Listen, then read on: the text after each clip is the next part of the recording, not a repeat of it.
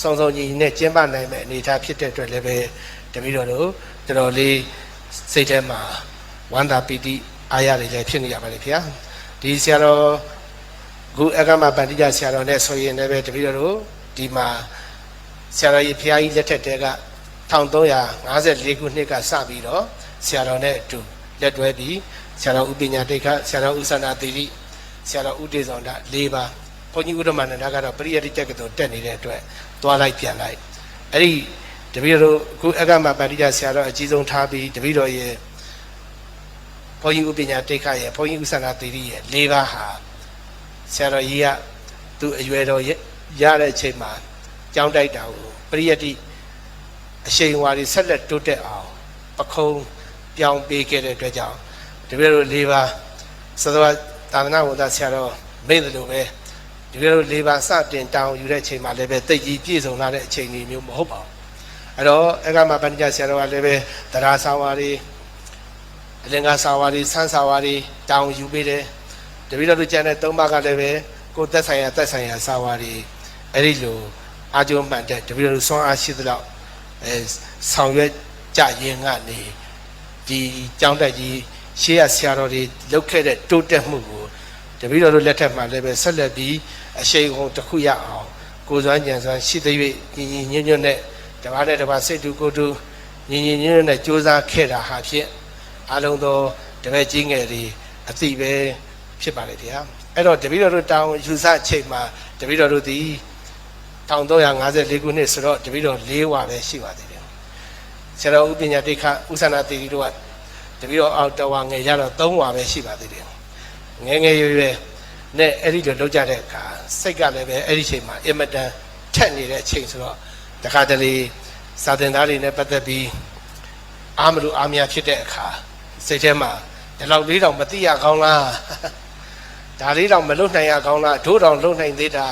အဲ့ဒီစိတ်မျိုးတွေလည်းပဲတခါတလေဒီလိုစိတ်မျိုးနဲ့ဆောင်ရွက်ခဲ့တာတွေရှိပါတယ်အရှင်များတို့လည်းမှတ်မိနေကြပါပါအဲ့တော့ဘယ်လိုပဲဖြစ်ဖြစ်တပည့်တော်တို့ဒီပုထုဇဉ်တွေဖြစ်တဲ့အတွက်ကြောင့်တပည့်တော်ကတိန်တော်ဆရာတော်ကအလွန်ဒေါသနဲတယ်ရိုက်ရင်မကြိုက်ဘူးရွာခွန်ကြီးကတော့အပြစ်ကြီးငယ်အားလျော်စွာတပည့်တွေအပြစ်ရှိရင်ဟိုတပည့်တော်ငယ်တုန်းကကြိမ်တန်ရင်ကြိမ်ဆောင်ထားတယ်ထန်းတာလပတ်တန်ရင်တာလပတ်ဆောင်ထားတယ်ဝစစ်သေးသေးလေးတွေတိုင်ဝစစ်နဲ့ဆောင်းထားပြီးတော့မှအပြစ်အားလျော်စွာဆုံးမတာရွာဘုန်းကြီးကတော့မင်းဘာအပြစ်လုပ်ထားလဲအေးကိုယ့်အပြစ်ကိုသိတယ်မလားအေးမင်းကကြိမ်နဲ့တန်တယ်ဒါမှမဟုတ်မင်းကတာလပတ်နဲ့တန်တယ်မင်းကဝစိမ့်နဲ့တန်တယ်သူကတော့အာရပေါက်ခိုင်းပြီးတော့မှဒီအပြစ်မျိုးတော့မလုပ်အောင်ဆုံးမတဲ့သဘောပါပဲရန်ရန်ကာကာကြီးတော့လည်းမလုပ်ဘူးဒါပေမဲ့အဲ့ရွာဆရာတော်ကလည်းပဲငယ်ငယ်ကနေခဲ့ရတဲ့ဆရာတော်ကလည်းရိုက်ချင်တယ်ဒီသိန်းတော်ရောက်တော့ကျန်တဲ့ဆရာတော်တွေကတော့ဒီလောက်ကြီးတပည့်တော်ပေါ့တာကြီးကြံ့ကြံ့တန်းမရှိဘူးဆရာတော်ဥပညာသာရကတော့တပည့်တော်ဦးလေးဆိုတော့တပည့်တော်ခေါ်လာတာဆိုတော့တပည့်တော်စာမကြက်ရင်နော်ပြင်းလို့ညစာမပြန်ဘူးဆိုရင်လာကန်တော့တာပဲ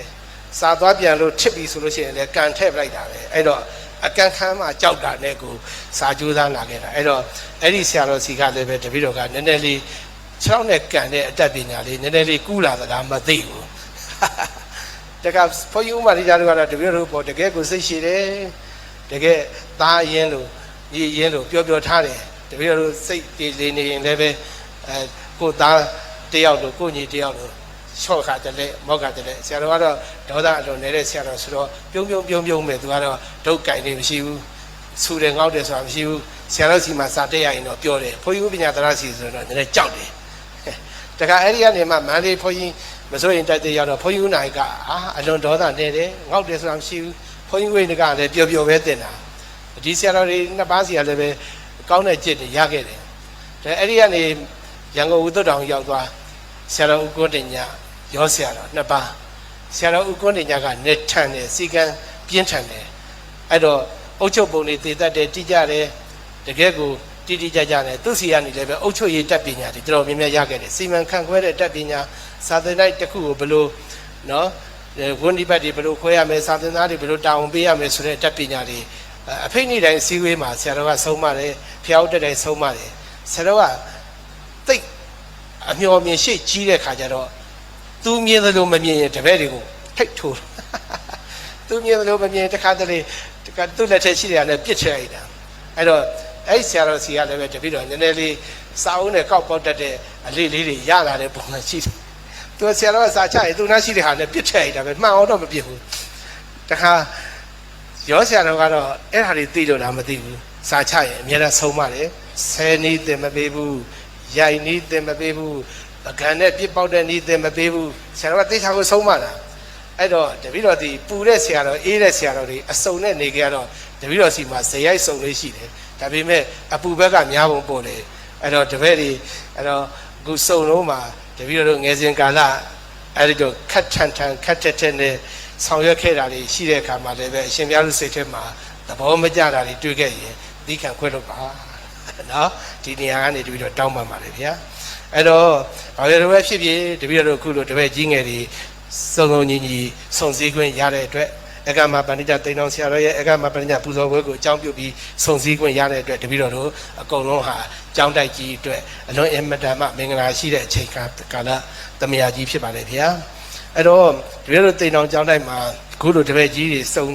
တပည့်တော်လက်ထက်တွေမှာစုံနိုင်တာကတော့ဆရာတော်လွန်တော်မူတော့က1380တုန်းကကျွန်တော်များများစုံခဲ့ဘူးတယ်နောက်တစ်ခါဆရာတော်ကြီးတက်တော်ရာပြည့်1386ခုနှစ်ရာပြည့်ဝဲတုန်းကအထိုက်တယောက်ဆုံးခဲ့ဘူးတယ်ဒါပေမဲ့အခုလိုတာဝကတန်တိပါဒအနေနဲ့စုံကြီးပြောတာတွေမလုပ်ခဲ့ဘူးပါဘူးဗျာဒါကြောင့်အခုဒီအစည်းအဝေးမှာတော့အားလုံးစုံကြီးစွာရောက်နေကြပြီဖြစ်တဲ့အတွက်အေးအေးဆေးဆေးလက်ချိန်ကဖြစ်တဲ့အတွက်ဒါဒီတပည့်တော်အကမပဏိတတိန်တော်ဆရာတော်ရဲ့အကမပဏိတပူဇော်ပွဲအကြောင်းပြုပြီးတပည့်ကြီးငယ်တွေတပည့်ဟောင်းတပည့်သစ်တွေစုံစုံညီညီအေးအေးဆေးဆေးစုံစည်းခွင့်ရတဲ့အချိန်မှာကျောင်းတိုက်တာအတွက်ရောသာသနာပြုလုပ်ငန်းတွေနဲ့ပတ်သက်တာတွေရောစသည်အားဖြင့်တပည့်တော်ကောင်းမွန်တဲ့အကြံဉာဏ်တွေကောင်းမွန်တဲ့ဆွေးနွေးချက်တွေအပြန်အလှန်ဖလှယ်တာတွေဒီအစည်းအဝေးမှာလုပ်ပေးဖို့လည်းပဲတပည့်တော်လျှောက်ထားဒါတွေကဒီရာပြည့်ဝဲအတွက်တမိုင်းမှတ်တမ်းဖြစ်သွားမဲ့အရာတွေဖြစ်ပါတယ်ခင်ဗျာယခုတော်တော်များများဆွေးနွေးမဲ့အကြောင်းအရာတွေကိုလည်းပဲတပည့်တော်အတန်ဖန်ထားမှာဖြစ်ပါတယ်ဒါတွေလည်းပဲတပည့်တော်ရာပြည့်ဝဲအတွက်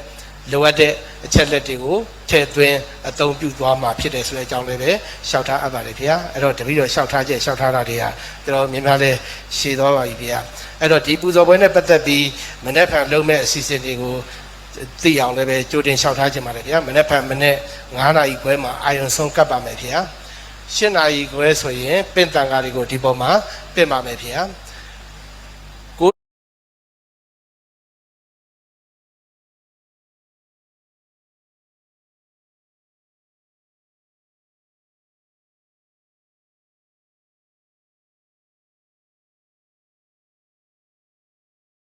နိုင်မှတ်တင်းဆိုရင်ဘွဲတိတ်တော်ရတိန်တော်ဆော့